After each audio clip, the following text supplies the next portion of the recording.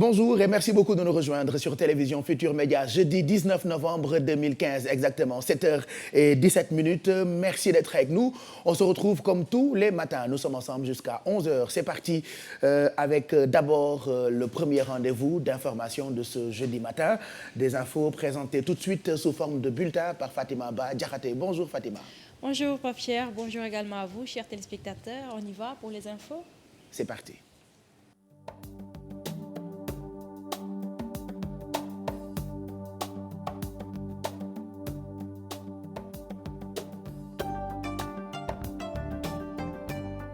Une personne a été retrouvée morte par pendaison dans les locaux de la brigade de la gendarmerie de Hann ce dimanche. La gendarmerie parle de suicide, ce que refute la famille. L'homme était âgé de 38 ans. Il était en garde à vue. Nous y reviendrons dans nos prochaines éditions. Le député libéral Omar Sarr annonce l'adhésion de 9 autres élus dans le groupe parlementaire dirigé par Aïda Mbodj. Selon lui, leur liste est confirmée par constat d'huissier. Le cadre de concertation de l'opposition a fait face à la presse ce mercredi. Omar Sarr, que nous allons écouter au micro de Adia Talla.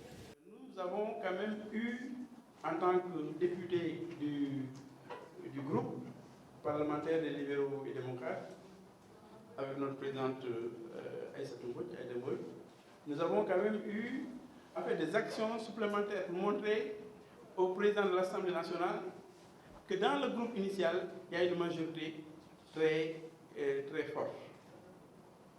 Nous avons, je vous informe, par voie d'huissier, fait constater encore que notre majorité est là, dans le groupe initial des 12 ou 11, comme on veut.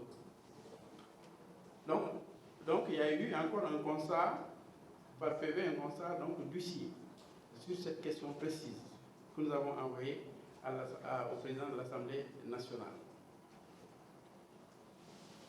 Nous voulons la paix. Parce que même avoir un groupe initial où il y avait 11, nous avons déjà dit au départ qu'il y avait 7 qui avaient signé pour nous. Ensuite, avoir 9 personnes, 9 autres députés qui signent, qui disent qu'ils veulent intégrer le groupe initial. Ça, quand même, ça n'a rien à voir avec un groupe qui ne peut pas compter 5 personnes. Le cadre de concertation de l'opposition invite en outre les citoyens à venir les soutenir ce 25 novembre à l'Assemblée nationale à l'occasion d'une plénière. À présent, ce communiqué de l'ARMP, l'autorité de régulation des marchés publics, la structure demande de faire blocage à la publication du rapport annuel 2014 de l'ARMP et de passer sous silence les audits de gestion 2013 et 2014 des marchés publics comme relaté par la presse du mardi 17 novembre 2015. Mouvement d'humeur des étudiants de l'université virtuelle du Sénégal devant la presse ce mercredi. Ces étudiants exigent le respect des calendriers universitaires, leur bourse et la gratuité de la connexion Internet. Ils se disent prêts pour des négociations et souhaitent rencontrer les autorités compétentes dans les plus brefs délais. Alassane Ba, Diafaraba. C'est ici, devant l'espace numérique ouvert de Dakar, que se sont donné rendez-vous les étudiants de l'Université virtuelle du Sénégal. 3 points à l'ordre de leur mouvement d'humeur. Qui sont très importants pour nous étudiants. Le premier point, ça concerne les bourses. Parce que nous sommes en deuxième année, on était en première année, maintenant nous sommes en deuxième année. Et quand un étudiant passe en deuxième année, il doit avoir une augmentation de taux. Maintenant, l'année où l'étudiant a validé, il doit recevoir un rappel des mois précédents. Deuxièmement, ça concerne le respect du calendrier des étudiants de la deuxième promotion, c'est de 2014. Ils ont commencé depuis le mois d'août. Maintenant, on est en fin novembre. Là, nous voulons que les autorités fassent le nécessaire pour que ces étudiants-là puissent terminer à temps afin qu'ils rattrapent le temps qui est déjà perdu. À part cela aussi, il y a la question des connectivités. Justement, pour ce qui est de la connexion, ces étudiants souhaitent la gratuité. Je vais vous donner un exemple. Dans les autres universités, par exemple, UCAD, la matière première des étudiants de cette université, c'est les amphis. Donc sans les amphis, il ne peut pas y avoir cours. Et maintenant, nous, à l'UVS, notre matière première, ce sont les clés de connexion. Là-bas, dans les amphis, on ne demande pas aux étudiants de payer pour entrer faire cours. Alors donc, à l'UVS, on ne doit pas demander aux étudiants de payer la connectivité pour pouvoir faire cours. Sans connexion, on ne peut pas parler de l'université virtuelle du Sénégal. La connexion, on paie 2000 francs par mois, c'est ce qu'on paie. Donc là, ce n'est pas normal. Oui, bon, la clé, au moment où on recevait la clé, nous avons payé 22 000 francs. Les conditions d'études, pas des meilleures, ils veulent une amélioration. Ces étudiants disent réclamer ce qui leur revient de droit. Mansour Sow et ses camarades souhaitent rencontrer les autorités compétentes d'ici la semaine prochaine pour trouver une issue heureuse. Puisque c'est une situation qui est vraiment urgente, il faut qu'ils nous appellent pour que nous réglons la situation d'ici la fin de la semaine. Éducation, toujours le concours des élèves inspecteurs suspendu par le Premier ministre à la direction de l'information et de la communication du ministère de l'Éducation. L'on évoque des raisons budgétaires. La FASTEF ne disposerait donc pas de ressources financières pour payer les formateurs. Un autre problème selon les inspecteurs face au déficit d'inspecteurs justement au Sénégal. Reportage Aminata Mbariso. Année, il n'y aura pas de recrutement d'inspecteurs dans l'enseignement moyen et secondaire, du moins jusqu'à nouvel ordre. Le Premier ministre du Sénégal décide de suspendre la procédure devant permettre la formation des futurs inspecteurs. Le Premier ministre vient a ordonné l'arrêt du processus de recrutement des inspecteurs de l'enseignement moyen et secondaire. Donc ça fait suite évidemment à une absence de ligne budgétaire. Des raisons budgétaires évoquées? Il s'agit plus du ministère de l'Éducation nationale et de la FASTEF. Parce que généralement, lorsque nous faisons une commande, évidemment, la FASTEF fait toujours un budget. Mais il se trouve que cette fois-ci, ça n'a pas été prévu parce que nous avons subi des ponctions.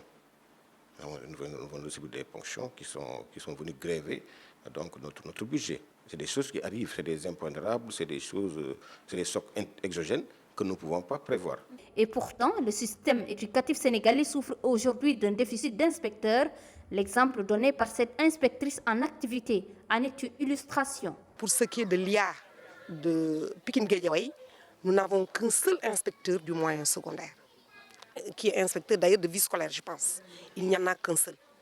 Et peut-être il y a une collaboration qui fait que ils peuvent venir d'autres académies pour intervenir dans notre académie. Mais même dans ce cas de figure, nous pensons que le taux d'encadrement est très faible. Conséquence, la qualité des enseignements dispensés subit un coup fatal. Les bilans qui ont été faits par rapport au PDF en 2010 ont montré que, sur le plan de l'accès peut-être du Sénégal à la qualité de l'éducation, il y a beaucoup à faire. Et dans cette bataille pour la qualité de l'éducation, l'encadrement du personnel enseignant, la formation du personnel enseignant, l'accompagnement du personnel enseignant est fondamental. Et parce que pour un enseignant, arrêter de se former, c'est arrêter d'enseigner. Parce que c'est le renouvellement des connaissances. L'encadrement est fondamental, le contrôle est fondamental. Donc s'il n'y a pas un personnel pour le faire, ça pose véritablement un problème. Je vous ai parlé tout à l'heure de ratio. Donc aujourd'hui, nous n'avons pas suffisamment d'inspecteurs, aussi bien dans le cycle primaire que dans le moyen secondaire. Un tour à la FASTEF, c'est ici que devraient être formés les futurs inspecteurs, mais là, difficile de mettre la main sur les professeurs en charge de cette formation, encore moins les candidats retenus. Kafountine, confrontée à un problème d'eau potable, les 14 îles de la commune sont sans eau potable, un véritable calvaire pour les populations. Elles ont organisé un forum afin de trouver des solutions à ce problème. Correspondance Boubacar Diassi.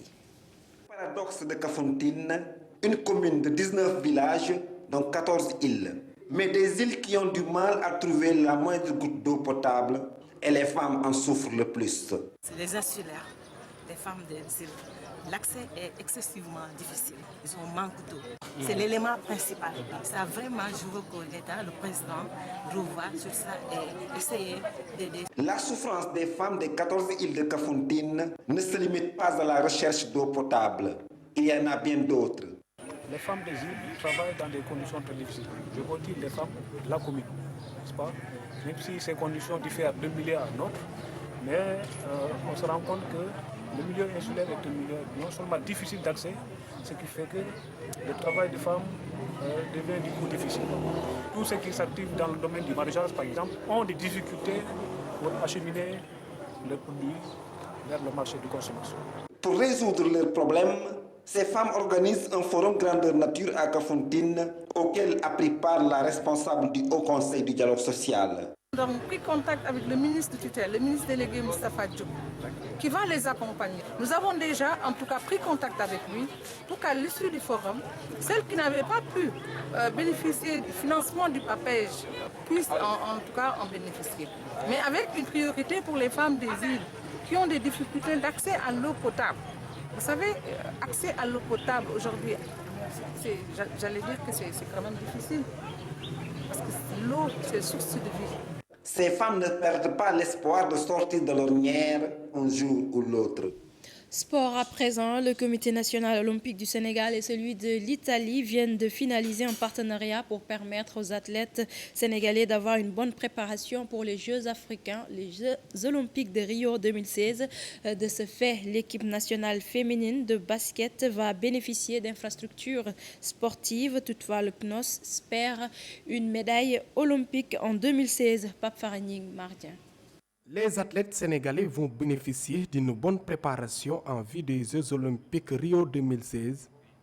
Cela grâce à une coopération entre le Comité national olympique du Sénégal et celui de l'Italie pour maximiser les chances d'une médaille olympique. Les Italiens nous ont fait des propositions, comme j'ai dit à vos collègues, sur différentes fédérations, comme l'escrime, comme le canoë-kayak, on a qualifié comme le basket féminin. En tout cas, avec les Italiens, je pense qu'on a déjà des objectifs fixes, en tout cas qui sont sûrs. Après 30 ans de disette, le CNOS espère décrocher cette médaille après Amadou Diaba. Je pense que oui, on le souhaite pour tous nos qualifiés, hein, et on en a en tout cas on en a l'envie, c'est le plus important, et on est en train de de rendre possible cette envie-là, c'est-à-dire en les mettant dans de bonnes conditions de préparation. L'objectif, c'est de pouvoir leur trouver des camps de préparation avant les JO, comme tous les comités olympiques du monde. Et déjà, on sait qu'on les a. Ça, c'est déjà un gros souci en moi.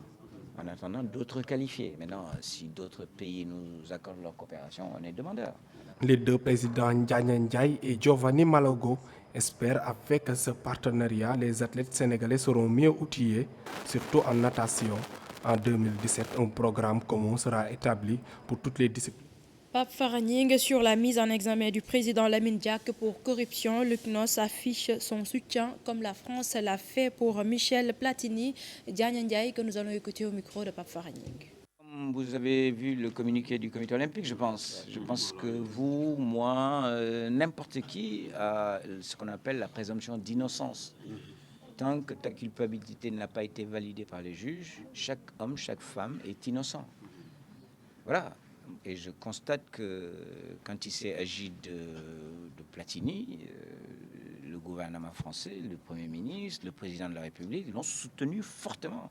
Alors que Lamine Diack, on ne peut pas dire qu'il a dit, comme Platini l'a reconnu lui-même, j'ai pris 2 millions, on lui a dit mais où est le contrat? Il dit non, c'est d'homme à homme. Je ne pensais pas que dans le droit positif suisse, français, américain, anglais, sénégalais, ça n'existait pas. Je veux dire, maintenant, l'affaire est en cours de traitement. Moi, je ne suis pas juge, mais pour ce qui est de Lamine Diack, évidemment, je crois que dans la plénitude du terme, vous avez lu le communiqué du comité olympique. Et je crois qu'il ne faut pas... en matière de justice, il faut savoir avoir de la retenue. Parce que faire de la spéculation, ça ne sert à rien. Parce que les renseignements, c'est le juge qui l'a, c'est les avocats, c'est en cours. Et il a bien senti que son pays est avec. Voilà, c'est la fin de ce bulletin. Merci de l'avoir suivi. L'info revient à 8h en Wolof.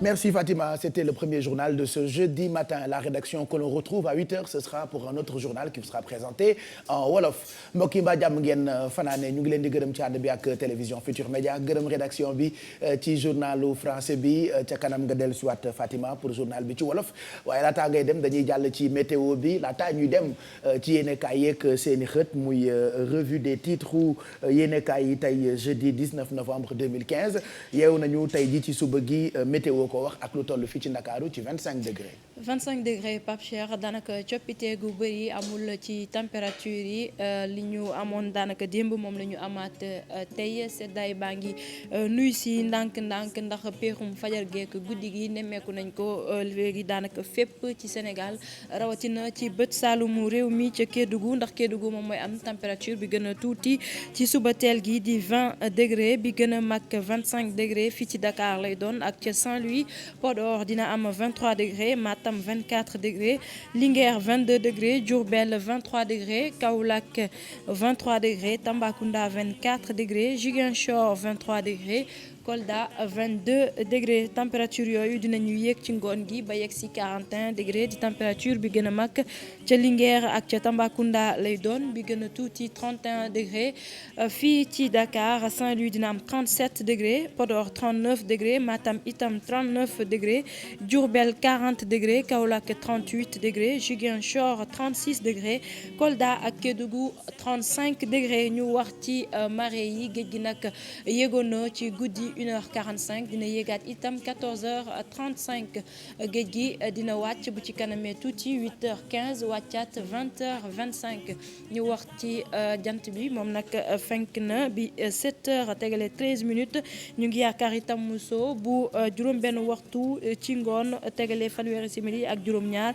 di fàttali ne tey moment yu gën a am solo ci bëccëg gi mi ngi toll ci diggante 7h10 jàpp 9h10 waaye itam 19h38 jàpp 21h38 dina doon moment bu am solo ci nappkat yi dem géej di wuti jën Pape Cheikh li mooy li gën a fës ci xibaar jaww ji. mu ngoog loolee météo bi la ñu ci gërëm bu baax waa service météo national ci xibaar yi nga xamante ni ñoo ngi ñu koy baaxee fajar gu jot di gërëm bu baax Bamar Diagne ci jàppandalam ak météo beeg ni mu leen di jaglelee xibaar yi ñu leen koy jottali fajar gu jot ci télévision Futur Média yéenekaay yi ak seen i xët laataa ñu koy xóotal ca kanam ci revue de presse bi ak Mamadou Mouhamed Ndiaye et comme d'habitude l'observateur la ñu koy njëkkee tey jii ci xëtam xëy na ak coow li am ca justice ci diggante avocats yi ak magistrats yi ñu ngi lire ci xëtu l'observateur bu tey bi ne les avocats déclarent la guerre aux magistrats.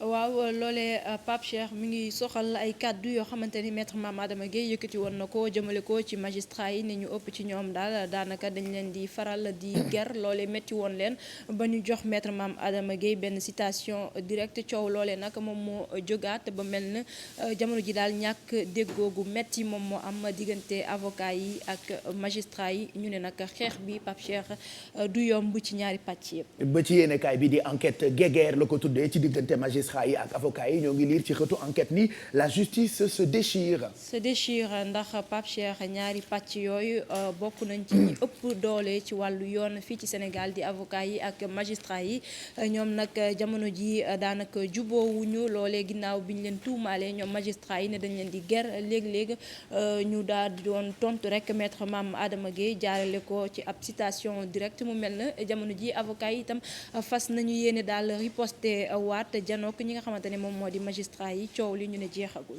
ci wàllu politique ak coow la amoon ci assemblée yéenekaay bi di populaire moom la xëyee ak woote bi nga xamee ne opposition baa ngi koy woote pour ñu assiéger assemblée nationale le 25 novembre. le 25 novembre Pape Cheikh loolee la kujje gi xamle démb ci ab réunion boo xamante ne amal nañ ko ci seen permanence moom Omar Sarr ak ñi mu àndal ne ñaar fukki fan ak juróom ci weeru novembre ñu ngi daal jox daje askan wi ci assemblée nationale loolee aju ba tey ci xeex gi ñu sumb ngir rek Aïda Mbodj doon kiy jiite seen groupe parlementaire. ba tey ci yéenekaay yi ak seen i xët ñu ci ëpp tey xëyee nañu ak ki nga xam ne ni moo di président Macky Sall Sud Quotidien la ñuy njëkkee nataalu président ngi ci xëtu yéenekaay bi Macky chiffre sa campagne loolee mu ngi jëm ci mbay mi mbayum gerte geeg ceeb bi. ceeb gi gerte gi Pape Cheikh jàppale nañ ne atum ren gi daanaka Sénégal am na ci lu am solo ndax nawet gi daanaka jaar na yoon baykat yi kontaan lool lu ëpp 2 millions ci ay tonnes céréales am nañ ko li ci ëpp nag doon gerte mu mel na daal ñu ne président Macky Sall kontaan na ci lool ba tax na mi ngi xayma daal lépp ci fi mu toll. Macky Sall au bailleur de fonds ay kàddu la yoo xamante ni mu ngi ko jagleel bailleur de fonds yi loolee ñu ngi koy gis ci xëtu yéenekaay bi di Direct Info. Les ressources que vous allouez à l'Afrique sont une goutte d'eau dans la mer. waaw loolee di ay kàddu président Macky Sall jëmale ko ci bailleur de fonds yi ñi nga xamante ne ñoom ñooy dugal seen koppar ci réew yi Afrique jàppale leen waaye moom président Macky Sall jàppale ñu daal njàppandal googu africain yi gisuñu ko bu baax wala sax léeg-léeg nag coow la leen di yokkal waaye du saafara seen i jafe-jafe. Macky Sall retourne à l'UCAD dellu na ca université Cheikh Anta Diop Zoom moo xëy di ñu ko xamal ci xëtu yéenekaay bi ñoo ngi lire ci français ordre international des palmes académiques Macky Sall retourne à l'UCAD. ab xew-xew la Pape Cheikh buy am ca université Cheikh Anta Diop bu Ndakaaru te moom président Macky Sall moom moo ko war a jiite yéenekaay bi nag ne dina fa dellu ginnaaw bi mu fa demee woon seeti étudiants yi mu nekkoon sax benn visite bu mouvementée moom président Macky Sall dina fa dellu ngir rek jiite xew-xew moomu. mag ñi 3e âge la ñu leen tuddee tey ji yéenekaay bi ak taxawaayu président Macky Sall ci ñooñee la xëyee tey nii le 3e âge choyé opération de charme de Macky Sall loolee la ñu lire ci xëtu yéenekaay bi di Grand Place. Grand Place nee na njiitu réew mi président Macky Sall jamono ji daal mi ngi neexal ñi nga xamante ne ñoom ñoo di mag ñi dem retraite ndax moom président ginnaaw bi mu leen diggee ne léegi pension yi dañ koy jot weer wu nekk leneen lu mu xamle moo di ne ci gox yu bëri ci Sénégal daal dinañ fa def ay gériatrie su ko defee mag yooyu lee di mën a di faju te duñu am benn jafe-jafe. yéenekaay bi di réew mi ci xëtam bu njëkk amal na gëstu boo xamee ni moo ngi ko jagleel ñi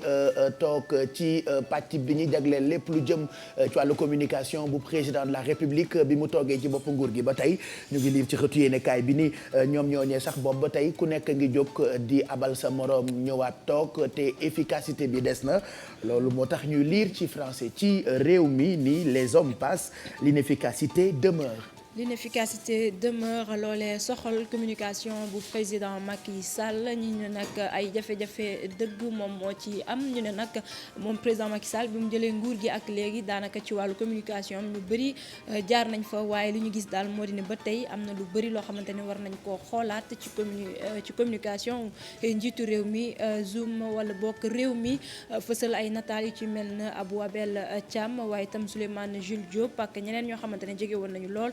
président Macky Sall teewul ba léegi communication demeewut noonu. Seydou Kane dañu ko teg loxo ca aéroport bu nekk ca France Libération loolu la xëyee ni Seydou Kane cueilli à Paris bi ñu ko tegee loxo nag génn na lu toll ci ñetti passeport diplomatique moom nag ñu ngi koy soupçonné ci wàllu lubalu koppar jëm ci ay marché public yu am ca Gabon.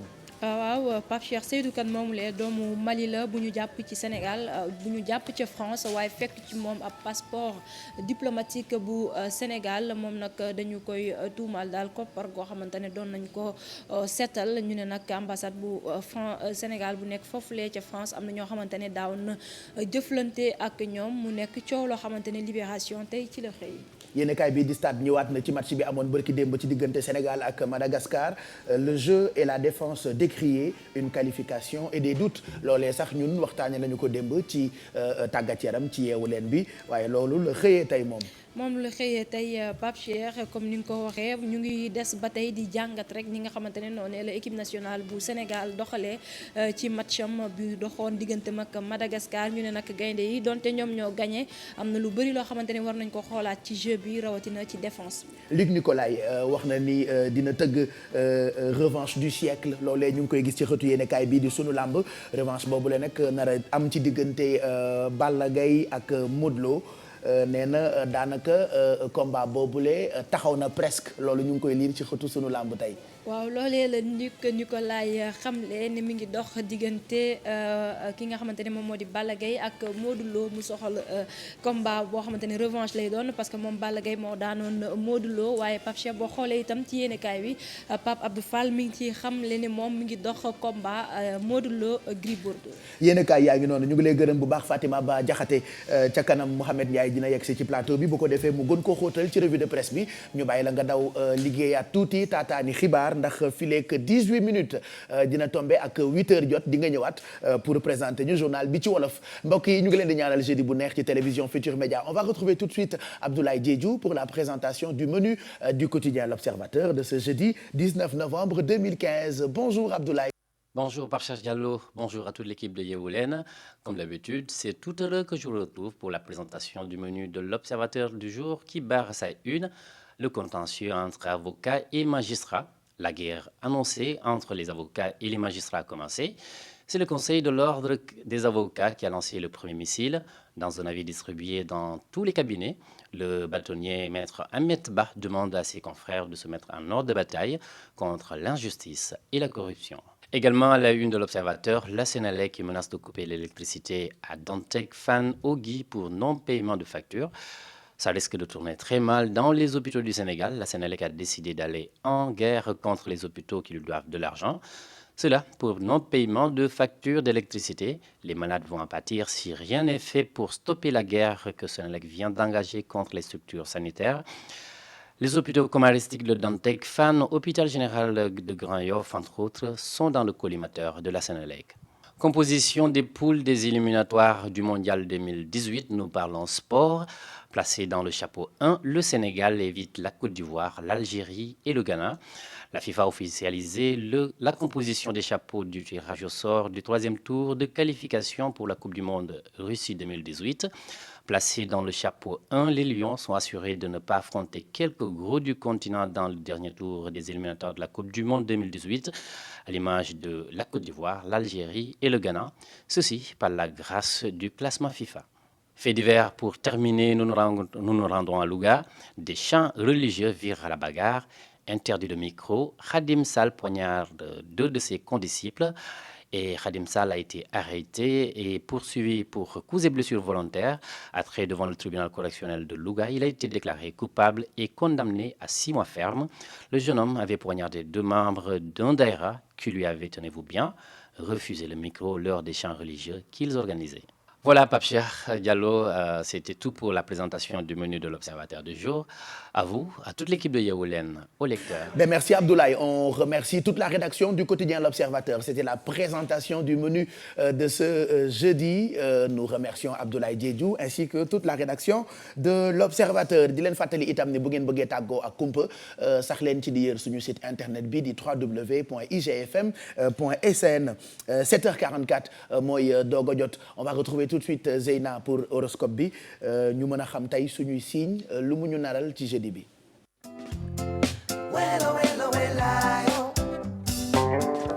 Bonjour Ndeye Seynabou. Bonjour Baye Cheikh. naka suba si. Valentin ça va sant yàlla. cool waaw. d'accord waaw kon baax na naka affaire yi. affaire yaa ngi ci jàmm bu baax.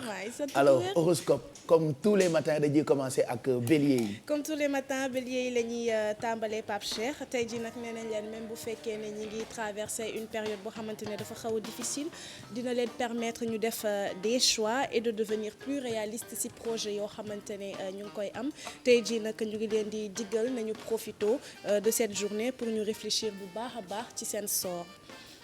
Taureau yi nag ñoom nee nañ leen avoir de l'ambition c'est bien viser toujours plus haut c'est louable waaye nañu éviter nag nañu bañ arriver au sommet en étant seul bu ñu fàttali ci nga xamante ne ñoom ñoo leen jege ñoom ñoo leen bëgg ñoom ñoo leen di jàppale.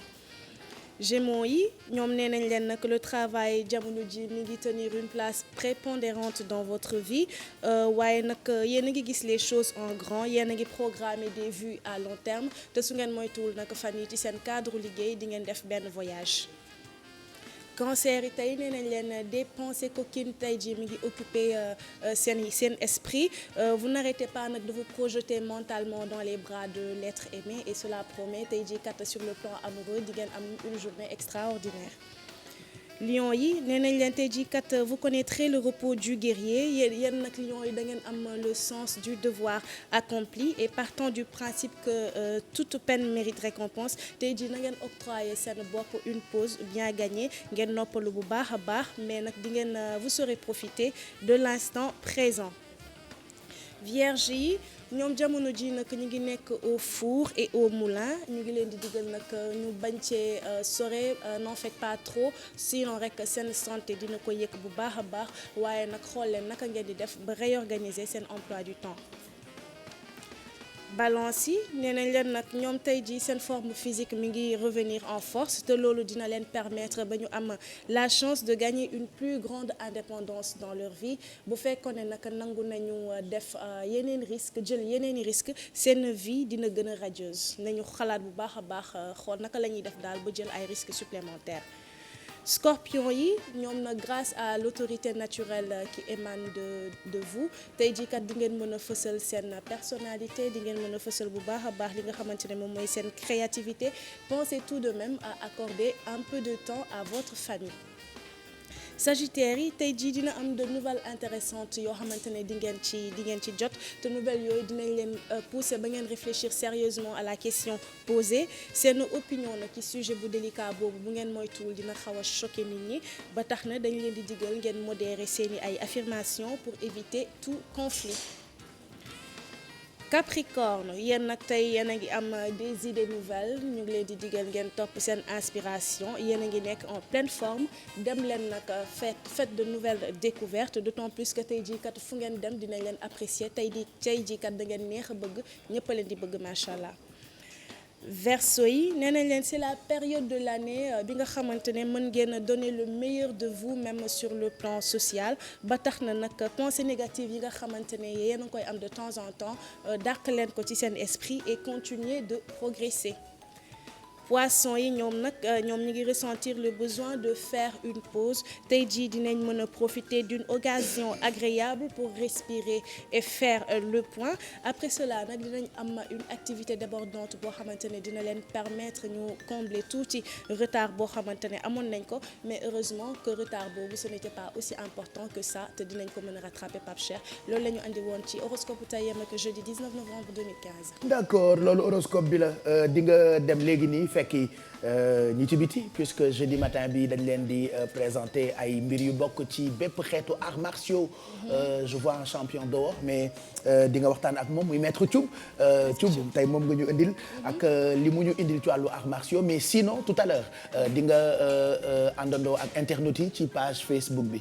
waaw Pape Cheikh dinañ ànd ak internet ci page Facebook bu Yeewu Leen parce que d'habitude dafa am ay mbir yoo xamante ne da nga koy bëgg def et tu mënatuloo ko def tu ne peux plus te permettre de le faire yaa ngi koy am envie def mais peut-être circonstances yi tax na ba mënuloo ko def par exemple man damay am envie dem fëgg jaay mais mënuma dem fëgg jaay yow certainement tu as quelque chose boo xamante ne man je fais tout man awma problème boobu de lay dolli rek Mado yow qu'est-ce que tu as envie de faire que tu peux pas te permettre am na dama lay dolli rek de am nga certainement da nga ko bëggul wax. oui après peut-être boo demee ba nekk mag même bu dul si man par exemple siiw la mooy tax yow siiw mooy tax ñun siiw mooy tax. am na ñoo xamante ni peut-être mag mooy tax. yenn saa yi nga dem ba nekk mag fàttaliku sax yoo daan def. nga dem ba mag dootoo amati fitu def ko quoi donc koy nam mu defaat y a toujours des trucs de ce genre ah. waaw ay périer yow noonu la yow périer nga doon ay nawet jot nga sangu ci taw bi. def yaramu neen rek taxaw sang yooyu da nga koy nam. yu baax yooyu da nga koy nam. dem ba am ay doom nga xam ne ñun bi ñu nekkee xale xam nga da nga daan sol lu la neex ci biir kër gi ah ñoom fexeel ak ñoom yooyu yëpp dootoo ko mënati ndeysaan ci biir kër gi yooyu yëpp dama koy namm nag dëgg nam naa ñoom fexeel ba fexeel la on a tous eu nous les mecs en tout cas je sais pas vous les femmes jàllaa bi boo xamante ni duñ ko sax fóot mais dañ koy sol anytime wala tubéy joo xamante ni moom la ñuy sol anywhere mais boo demee nag ba màgg ba am ay doom et tout ça il y a des trucs que tu peux plus faire et souvent tu as envie de revivre ces moments-là amoon naa sama jàllaa bi boo xamante ni sama yaay doo ko mujj sàcc lakk ko parce que daf ko doon énervé et moi je portais ça tout le temps su may nelaw moom laay sol dimanche moom laay sol su ma demul école moom laay sol et voilà oui waaw mooy fexeel rek ay xet pire xam nga pire voilà donc c'est ça loolu mooy hashtag bi loolu mooy hashtag bi loolu la ñuy laaj internet ci tey xam naa ne certainement tey ñu fëlati fu ne tout à l'heure rek on reviendra avec leurs commentaires jeex na kon ñu fekk la ci biti léegi nii pour Yeewu Gym ak maître Thioub mi nga xamante ni moom moo ñu indil lépp lu jëm ci wàllu self défense tout à l'heure on parlera de cette journée tey journée yu bëri enfin li ñuy célébrer bokk na ci toilette c'est la journée mondiale des toilettes. Si vous vous rappelez l'année dernière ci Yeewu Leen on en avait parlé mais tey dinañ ci waxaat am na gëstu boo xamante ni daanaka ñun focus la ñu ko tuddee on a fait quelques recherches concernant cette journée ndekete ñun dañu foog ni Ndakaaru lépp am na fi mais bëri na ci ay dëkk yoo xamante ni surtout fii ci Sénégal nit ñi ñu ngi dund te amuñu douche c'est vrai hein.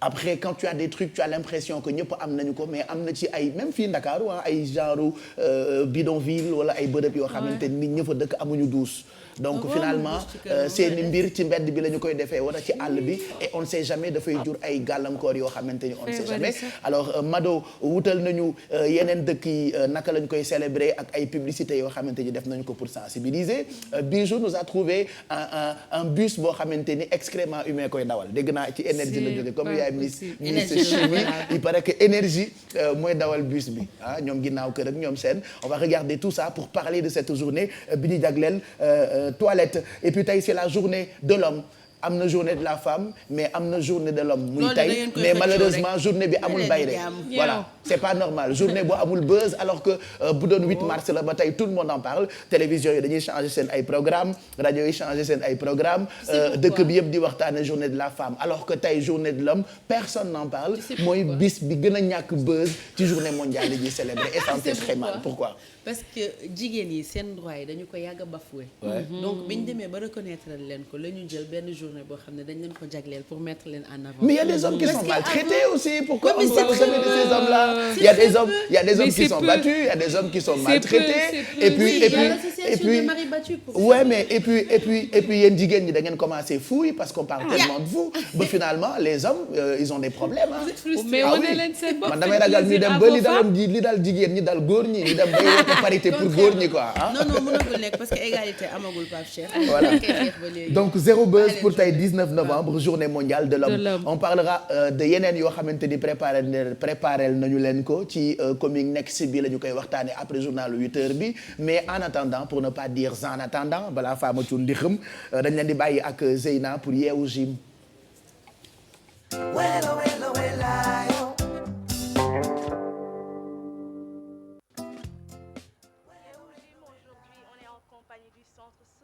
Culturel de Yoff ànd ci ak Maître Thioub bonjour Maître Thioub. Bonjour.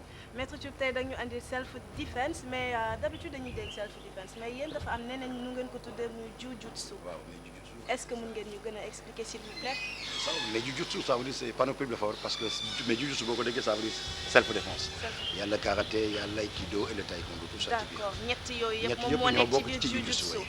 Alors loolu ngeen di ñuy proposer tey. Et le karaté. Et le karaté purement karaté mais toujours si self defense hein. parce que dafa am karaté. ak mais jujutsu. mais actuellement pour le club de Yoff dañuy def karaté ak jujutsu. donc nag dañ leen proposer mais ñaar yëpp quoi ci benn créneau bu la war a. D'accord théorie bi neex na mais dañ leen di bàyyi ngeen pratiquer defal ñu démonstration. D'accord. tey moom fee laay toogi parce que damay bañ ko ma coup de pied. On s'aligne. Oui, dessus. Oui. Oui.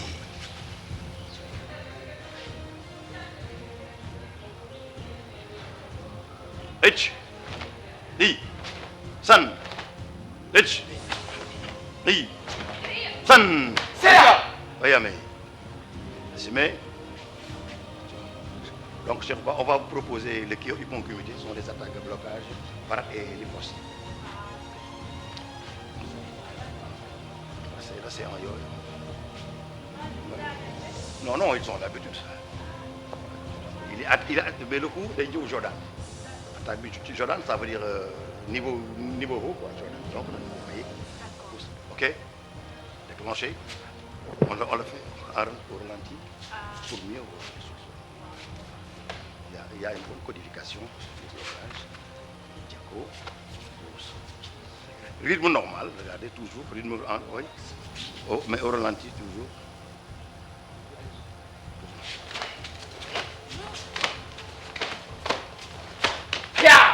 Oui.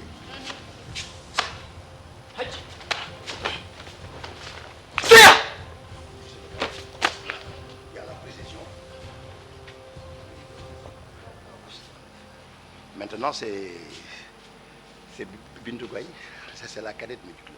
Ah, c'est la cadette du centre, hein? D'accord. Et elle est déjà ceinture marron. Ceinture marron, oui. Ah, mon cadette du centre, ceinture marron. Quand on a ceinture blanche ak ñoom jaune yooyu amu fa. Ah, kay. Oui, kay. Gaañu ko. Les filles. Je suis derrière Mame Fatou Thiaw, mais la championne d'Afrique. Donc, elle attaque, balayage, après attaque au sol. Hein. D'accord.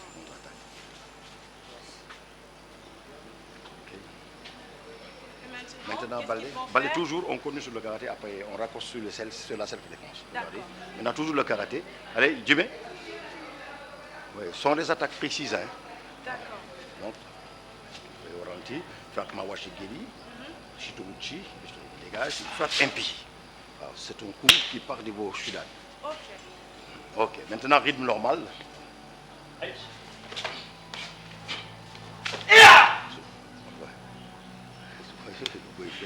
Avec une bonne maîtrise. D'accord. Bonne maîtrise. Et ça ne fait pas mal quand il non, se donne ces coups-là? parce qu'il y a un contrôle total. D'accord. Contrôle total. Alors, ils arrivent à contrôler même les coups Contrôle, qu'ils donnent, même puissance, les puissance, parce que c'est pas normal. Parce que chaque coup est contrôlé. Chaque coup est contrôlé avec précision.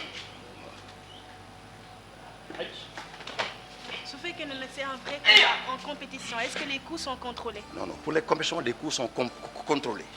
Mais si c'est la réalité. Voilà, alors oui, il faut mettre le paquet, hein, c'est tout. Mettre le paquet, donc c'est ça, il frappe Mawashi, enroule, toujours self-défense. Mais Jujutsu, actuellement, il est sur le Jujutsu self-défense. D'accord. Et Oui. pourquoi il a tapé son pied comme ça? Parce que ça fait mal. Ah, quand ça fait mal, tu fais un il tape, signe comme ça, il bloque. l'autre, Oui, il vous normal, regardez. Là, il casse, regardez. Waouh. Et on tombe tapé, non? Tapé, non, oui, voilà. Allez, c'est bon. Et, ouais, il bloque. Deuxième ralenti, contrôle. Voilà. Tellement vous torchez mieux, cassure, tu as mieux que la vétère. D'accord, et c'est pour ça qu'il tape pour il tape, oui. Chaque fois. Même chose. Vitesse, rythme normal, contrôle. D'accord. Il faut que je l'homme actuellement. Parce que. Ok, allez. C'est tout, c'est fini maintenant? Non, non. Pour le dessin? Ça nous reste combien de secondes? Ah, il est quelle heure déjà? On a encore 3 minutes. On a 3 minutes. Oui. Ça ne fait pas. Allez, Jimmy, allez. Saisis par derrière, regardez. Saisis. Juste cette défense. Oui. Torsion. Ouais, ça fait mal. Contrôle. Vous voyez. Contrôle, oui. Ok. Donc, elle va le faire avec le rythme normal. Allez. Ok. Hop.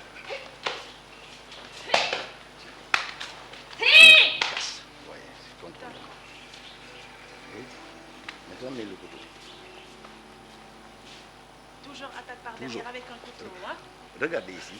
Explication. Attendez, oui, vous voyez, contrôlez. Rotation, lui, il est pour Oui. D'accord. Ok, on reprend toujours au ralenti. Suivez, explication rapidement. Vous voyez? S'il n'y avait pas ça, mais le couteau va faire ça. Mais normalement, il y a blocage. C'est du poignet. Waouh. Ça l'empêche de mettre le couteau de faire ça, de faire une rotation. Vous voyez? Ok. D'accord. Ça est, ok. Et lui après ce couteau. Allez, hop, on fonce. Torsion qui soulève. Ok. Terminé, je dis bien. Allez, maintenant, avant-dernière, c'est sur ça. Ah, là, c'est mettre entre en action. Hein? D'accord. Mais c'est mon fils. Allez, comment vous voyez? Oui. Donc, vous voyez, c'est une attaque qui vient de Jordan. Donc, qui vient de Sudan, niveau plexolaire. Donc, je fais ça, je prends. Vous voyez l'action. C'est le karaté, donc, l'attaque. Je me désaxe. Hop, je bloque en Uchuke, je passe en Kizami. Mais contrôle. Mais si j'avais pas de contrôle, je pousse mes bassins. Tu vois, je le touche. Donc, c'est ça. Maintenant, deuxième attaque. Même chose, allez, vous voyez, hop, même chose. Je fais ça, je l'enlève.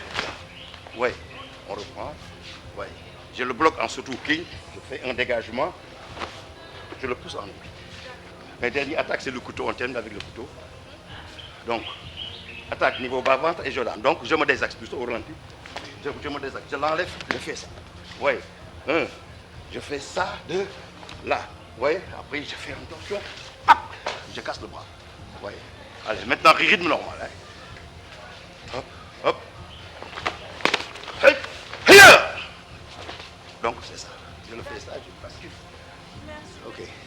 Fatima Yeewu Leen li ngeen ñu andil am na solo mais ku bëgg jàng karaté centre socioculturel bu Yoff nan lay def. Alors non, on est connu na la ci Maître Thioub. Maître Thioub. Ah, parce qu'on est là de lundi à dimanche. Du lundi au dimanche, au samedi. vous êtes là. Oui. Du lundi au samedi. Vous êtes là. D'accord. Et est-ce qu'on peut avoir vos contacts? Oui, oui, c'est possible. C'est numéro de téléphone, c'est 77 631 17 79. 17 79. Merci d'être passé. Espérons vous revoir très prochainement dans Yeewu Leen. Merci à vous. Okay. Merci beaucoup. Merci, ciao, ciao. Voilà, Yeewu Gym tey centre socioculturel bu Yoff la ñu àndaloon ñu àndiloon ñu karaté self défense jutsu c'est ça ah Ahmed jujutsu voilà léegi li ñuy def nag mooy bàyyi leen ak Fatima Ba pour le second journal à tout à l'heure. Merci Fatima merci plutôt Zeyna mu nekkoon Yeewu Gym tey jii ñu ñëwoon ak Maître Thioub jujutsu voilà jujutsu la tudd bu ngeen ko bëggee xam dem leen ngeen fekk ko Yoff ci dojo bi nga xamante ni foofu la nekk mbokk yi ñu ñëw bàyyi leen nag rédaction bu télévision Futur Média 8h03 mooy doog a jot Fatima Ba Diakhaté moo ñuy présenté journal bi.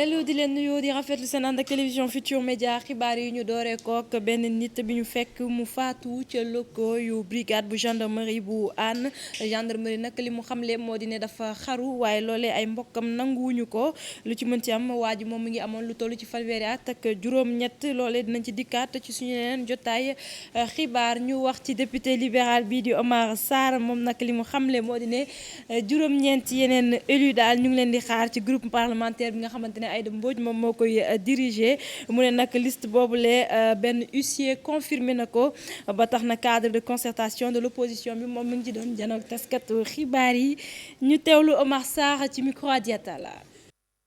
Nous avons quand même eu en tant que député du groupe parlementaire des libéraux et démocrates avec notre présidente Aïda Mbodj, nous avons quand même eu en fait des actions supplémentaires pour montrer au président de l'Assemblée nationale que dans le groupe initial, il y a une majorité très forte.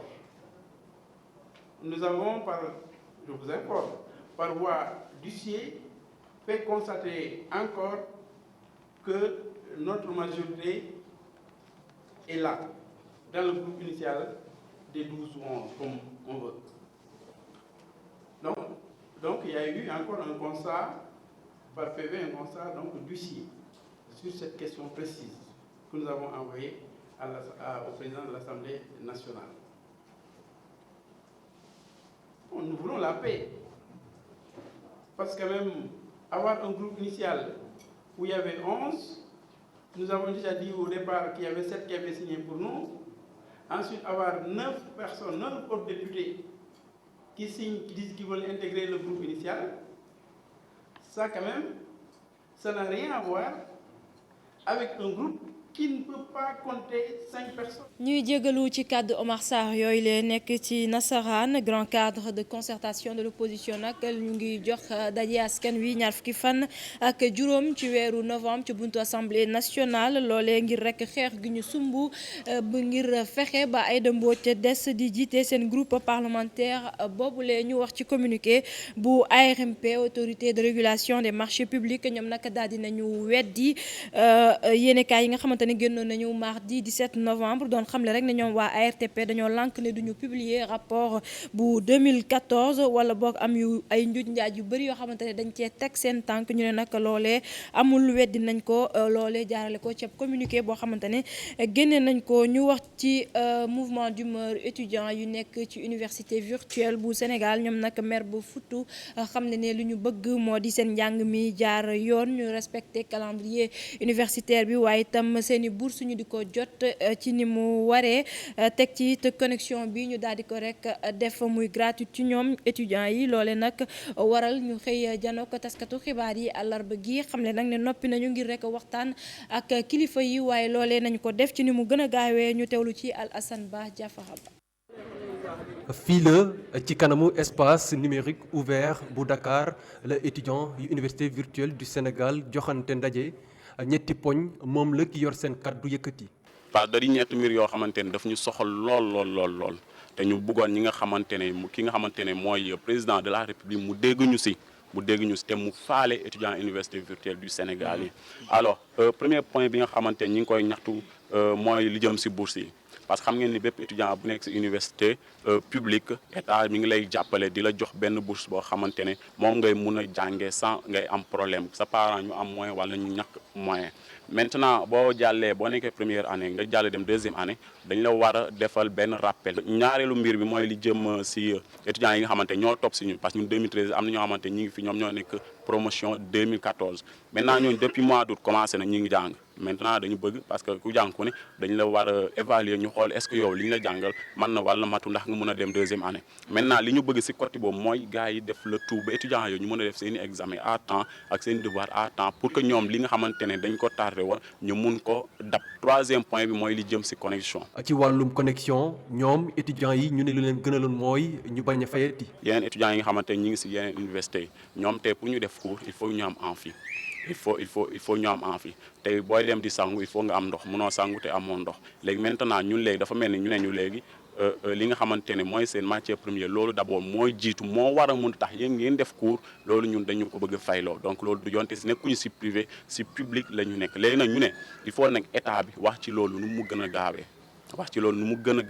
li nga xamante mooy connexion yi ñu def de sorte que étudiants yi du ñu fayati dërëm parce que université publique la ñu nekk. seen condition yi ñuy jàngee ñu sàkku ci ay amélioration ñu ne ñoom li ñuy sàkku yoon la Mansour Sow ak i ñooñam di xaar ci kilifa yi ñu dalal leen ngir saafara seeni mbir. puisque day problème yoo xam dafa urgent bëgg nañu fekk semaine bi di jeex ñu woo ñu waxtaan ci nu mu gën a gaawee. Alassane Ba ci wàllu njàng mekk njàngale mi la ñuy des wax ci concours élèves inspecteurs yi loole nag du am ren njiital jëwriñ yi moom moo ko xamle ca ministère de l'éducation lu ñu xamle moo di ne ay jafe-jafe yu ñu am ci wàllu koppar moom moo ko waral ñu ne nag FASTEF amul rek ressources financières yu war ngir rek fay formateurs yi ñi nga xamante ne nag ñoom ñooy ay inspecteurs jàpp nañ ne loolee jafe-jafe dëgg la ndax limub inspecteurs yi nag fii ci Sénégal sax daanaka taxu koo mais noonu ñu teewlu ci Aminata Mbaxe Sow Diafara Ba. atum ren du am recrutement ci inspecteurs yi nga xam ni ñoo war a càmbar jàng mi ci wàllu moyen ak secondaire premier ministre du Sénégal moo dakkal procédure bi nga xam ni moo waroon tax inspecteurs yooyu la ñu tàggat leen. dëgg la premier ministre nee na ñu arrêté procédure ndax dossier yi ñu doon jël pour recruter inspecteurs yi parce que ñun ministère prévoir ñu woon.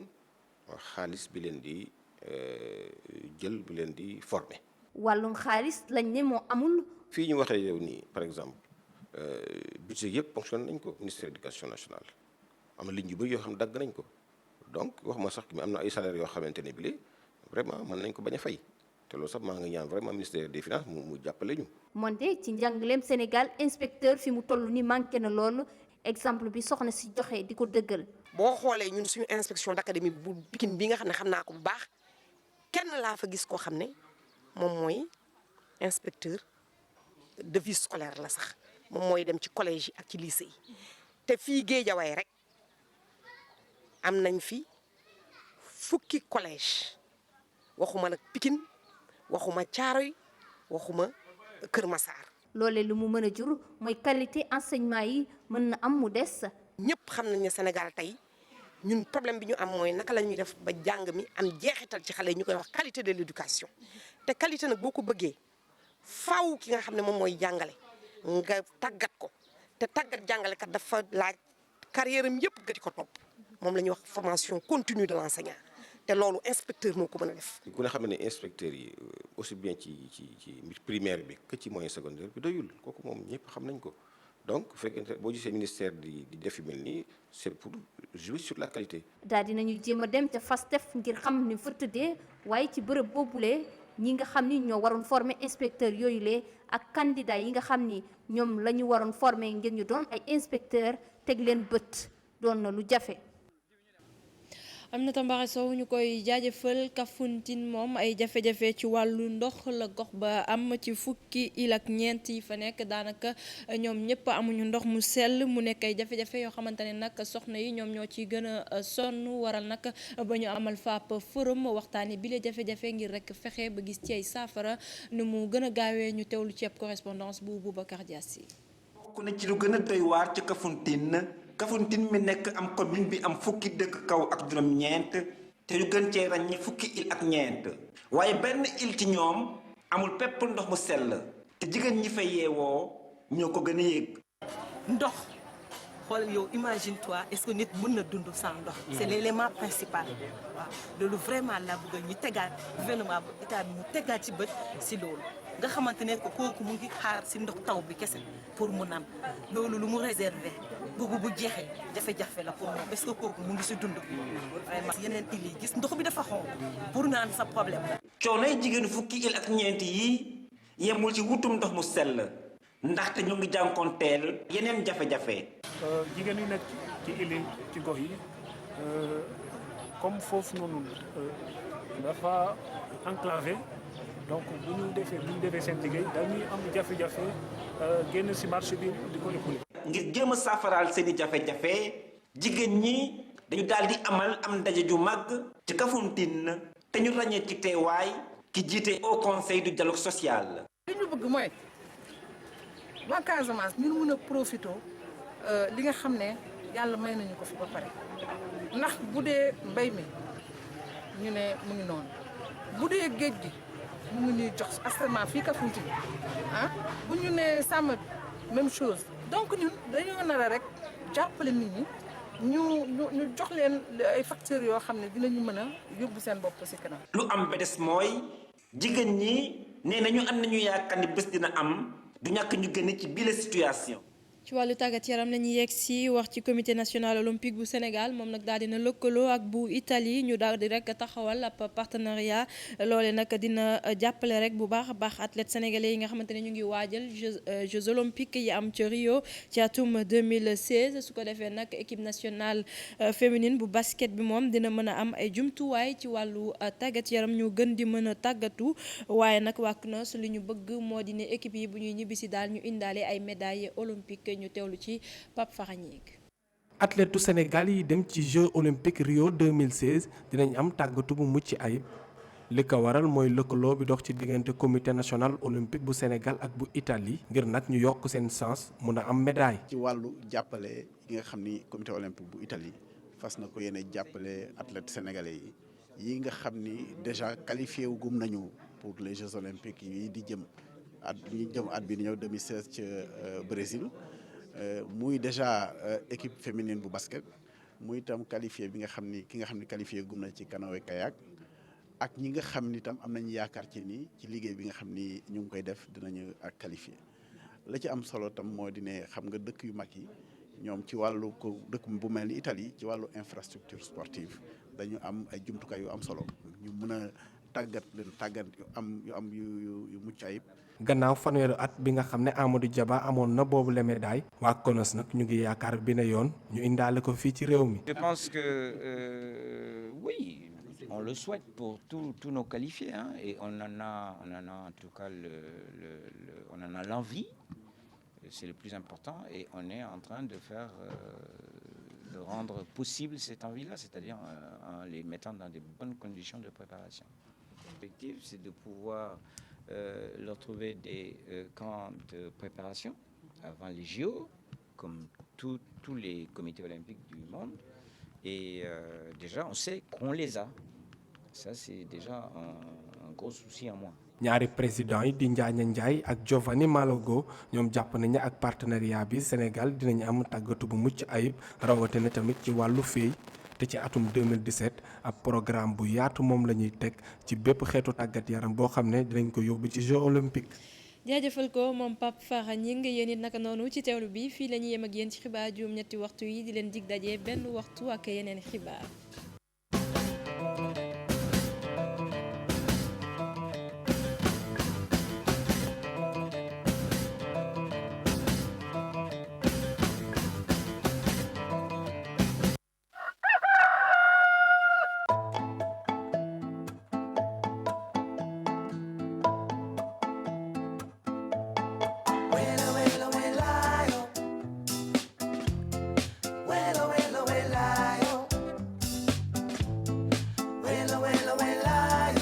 et nous remercions toute la rédaction mbokk yi mu nekkoon journal 8h bi ci wolof ñu ngi ci àndoon ak Fatima Ba ngërëm ñeel leen ñoom ñëpp ca kanam daañu àndaat ak ñoom ci diggu bëccëg bi lay doon ci jotaayu xibaar yoo xamee ni daañu ci ànd ak Ngone Ngom mbokk yi ñu ngi leen di ñaanal jeudi bu neex ci télévision Futur Média 8h17 mooy doog a jot li ñuy def rek mooy ni fu ñu journalé 8h ba noppi dañuy dugg ci gox yeeg gox-goxaan yi tey nag dañuy dem dëkk bu ñu naan Richard Toll nag bu ñu fa demee dañu fay fekk suñu correspondant bii di Ousseynou Diagne Ousseynou ñu ngi lay nuyu. maa ngi lay fay Pape Cheikh. mbaa jàmm nga fanaane. sant yàlla bu wér. tey jii ci suba gi lu ñu mën a jàpp ci ay xibaar foofu ca Richard Toll. waaw ñu nekk ci diggante Richard Toll wala sax département de Podor ak département de Dagana. Podor Dagana tout ça. waaw waxtaanee xew-xew bi nga xam ne moo gën a sonalaate ci jamono ñii. mooy ay picc yi nga xam ne daal ñëw yi nara rek maanaam yóbbu naxsaayal liggéey yi nga xam ne moom la béykat yi defoon fan ay weer ngi nii. seen tool daal dem ba bocc yenn ñi dem ba ñor ba commencé góob picc yi bëgg nangu seen i loxo. nga jëlee ko ci département de Podor nag bi nga xam ne moo ci gën a loru fa la mbir mi gën a tare jëlee ko ci dëkk bi ñu naan Jaw nekk ci biir commune bu Gamaji Saare ba nga yegg ci Salde sax jaare ko ci ay cuvette Ndung Joomandu ak périmètre irrigué yu Tulde Gaale Kaskas yi ni mel foofu mbir mi jéggi na dayoo nag li ko bu ñu sukkandikoo ci ñi nga xam ne ñooy waa DTV mooy ci côté département de Podor maanaam beneen wàll bi ci Mouride foofu fa la dortoir picc yi nekk ndax ñooñu demuñu campagne moo tax nag picc yooyu daal de jóge foofu daal wutali tool yi fi nekk fi ci Sénégal ak ñu fekk yi fi nekkoon nag moom moo tax mbir mi gën a daal foofu ci département de Podor fi nga xam ne sax waa DPV ñoom mooy service bi nga xam ne mooy aar gàncax bi ñoom it ñu ngi ci ndax na bu ñu sukkandikoo ci Assane Samba lu toll ko ñeenti unité déployé nañ ko foofu ñu ngi xeexal picc yi waaye ba tey picc yi tamit département Dagana mucc ci ndax ñoom it ci côté pont gendarme ak li ko wër jàpp ay ronk ak yooyu yëpp picc yaa ngi foofu tamit di fa def loo xam ne daal lu doy waar la loolu nag tamit Pape Cheikh daal fekkente ne ay renfort nañ ko Assane Samba xamale daal ñu ngi koy xaarandi moo lay wan ne daal ba léegi mbir mi dafa jaaxal rab bopp béykat yi ba ñi nga xam ne daal ñu bëri ci ñoom li ñu leboon ci ay banque def ci pour am ceeb ba ñu xam ne Sénégal dootul jéggaane ceeb soo moytul daal ñu gàllankoor liggéey boobu ñoom picc yooyu léegi nga xam ne daal investir ñu woon dara ñoom it ñu ngi bëgg a jël maanaam lu ëpp ci li ñu ci defoon bu ñu jógee ci mbéy mi ñu waxtaanee càmm ndax léegi ci suba ci ministre de l'élevage war a yegg ci Thillé Boubacar ñu war daloo marché à bétail bi nga xam ne bu ñu fay def te Thillé Boubacar di dëkk bu am solo ci biir mbéy ci biir département bi luum bu am solo tamit di fa am alxames bu jot ministre bi daal mu ngi ci yoon bi ñàkkul du yàgg dara ñu amaat ci leneen lu ci gën a tukkee ci ay xibaar bu ñu fa jógee ñu waxtaane daal pour daanal mbirum njàng éducation fii ci Dagana bi nga xam ne inspecteur bi moom dafa jël ay adjoint am ñi mu doon def ci ay Dagana mu tas leen ci biir ay gox ki nga xam ne daal daañu gën a jege enseignants yi gën a mën a saytu qualité bi gën a mën tamit jàppale encadré jàngalekat yi nga xam ne am ay doon ay candidat ci examen professionnel yi daal pour ñoom it ñu dootuñu am jafe-jafe ci wàllu encadrement boobu les papiers. voilà ñu ngi lay gërëm bu baax Al Ousseynou je rappelle que yow kot rédaction nga foofu ca Richard Toll Dagana ak yenn ci ay dëkk yu ko wër ñu bàyyi la rek nga daw taataani yeneen i xibaar ndax dinañ la dégluwaat ci suñu jotaayu xibaar soit ci rajo bi RFM wala ci télé bi wala sax suñu site internet bi di www.igfm.sn mbokk yi ñun ñëpp rek ngi fi ngir gunge leen ci suba gi El Hadj Mbaye Garmi Mado Bijou Ndiaye Kia ak Alfi daañu am itam ay gan fataa ngi ci ginnaaw dinañu waxtaane événement am ca kanam itam dinañu wax taan ci bis bi nga xam ne ni moom la ñu jagleel toilette journée mondiale des toilettes peut-être que ci ay bërëb yu bëri sujet bi dafa xaw a tabu ñaare duñu koy waxtaane ci ay téléek yooyu waaye dafa am solo ndax bëri na ci ay dëkk yoo xamante ni fii ci Ndakaaru sax ñu fa dëkkee amuñuy duus te loolee mën na jur ay gàllankoor yoo xamante ni xale yi sax mën nañ cee ami jafe-jafe on en parlera am na gëstu boo xamante ni amal nañu ko tey jii ci bis bi li ñuy def rek mooy jàll nag ci Café Info dañ ci ànd jeudi bu jot ak ki nga xam ne ni moo di Cheikh Tidiane Diagne.